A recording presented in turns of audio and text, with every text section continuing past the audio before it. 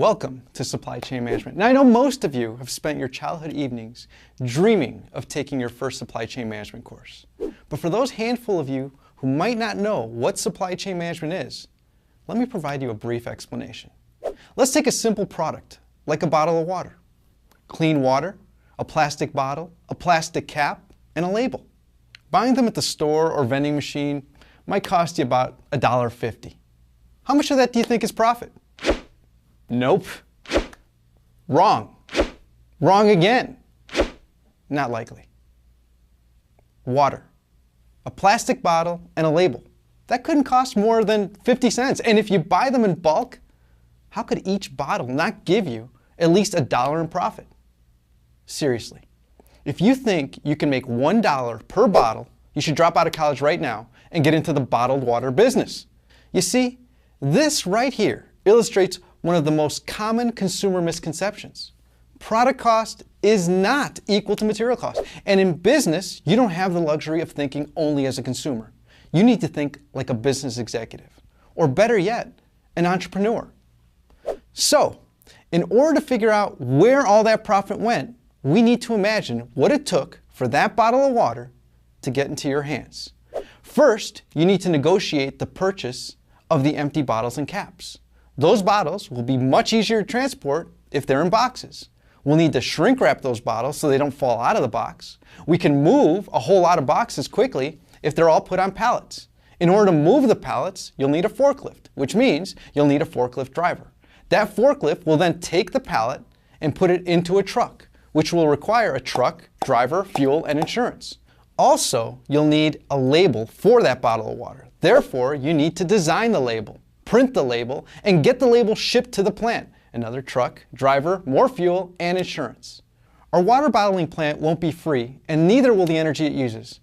In our bottling plant, we'll have employees and bottling machines, and let's not forget the day-to-day items like light bulbs, garbage bags, machine parts, janitorial supplies, toilet paper, and anything else that will be used at the plant by the employees.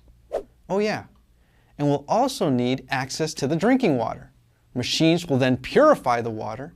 Other machines will bottle the water and affix the labels to the bottles. And still, another set of machines will box, shrink wrap, and then palletize the bottles. In order to move those pallets, again, you'll need a forklift, which means we'll need another forklift driver.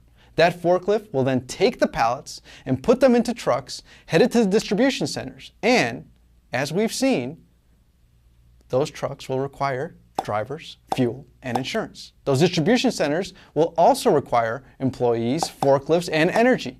From the distribution center, they'll head out to retail stores on still another truck, which will require a driver, fuel, and insurance. That store will need employees to unload the truck, stock the bottles of water on the shelf or refrigerator. If you have a refrigerator, you'll of course need energy. If we want to secure our stock, we may get a security guard or a security system. And of course, the store will likely get insurance. Also, imagine the costs associated with returning and replacing bottles that are damaged. Oh, and for some reason, even bottles of water sometimes have 1-800 numbers, which means you'll need a staffed call center to answer the customer's questions about your bottle of water. Wow! All those materials, boxes, people, machines, buildings, energy, fuel, and vehicles, they cost money. Those things weren't free, and they probably weren't used efficiently, and it's likely that several bottles didn't survive the journey to the consumer. Oh, and by the way, the employees at the water company, you know, the ones that work in finance, accounting, marketing, human resources, and IT, they want a paycheck too. So, through that simple example of a super simple product, we're beginning to see that companies face challenges when they buy things, make things, move things, sell things, and service things, which includes repair and maintenance. Oh, and let's not forget, companies need to do all of these things using sustainable materials, energy, and methods.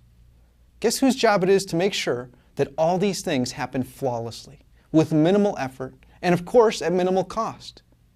You guessed it, supply chain managers. The supply chain manager needs to be able to do all of these things.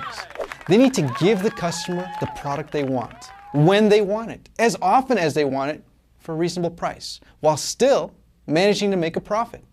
This requires world-class skills and knowledge in the study of supply chain management. There's that scary term again, supply chain management. Let me try to make it friendlier by shuffling around the words. There you go. The management of the chain of supplies. For some reason, that just seems a whole lot easier to understand, doesn't it?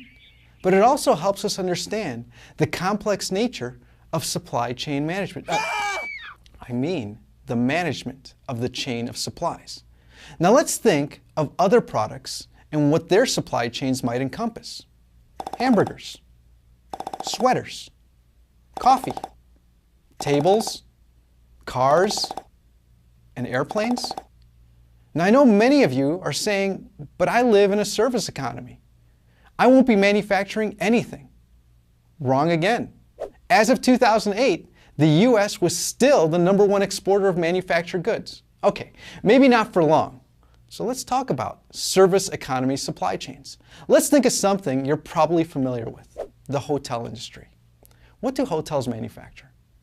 Lodging experiences, dining experiences, spa experiences, which altogether make up vacation and conference experiences.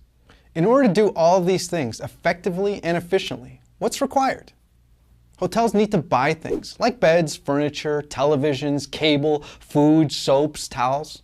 They also make things, or in this case, manufacture services, like housekeeping, meals, massages, and special events. Hotels also move things, like transporting clean towels and food to and from the rooms, as well as transporting guests and their luggage to and from the airport. They even sell things, like in-room movies, internet services, and tickets to events.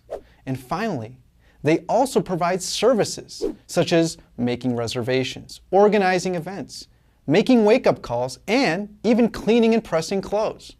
Once again, we see that the fundamental skills learned in supply chain management can be used to manufacture service experiences as much as they aid in manufacturing products. Well, I hope that this has given you an idea of what supply chain management is all about. You see, this is the reason why little kids all around the world want to be supply chain managers.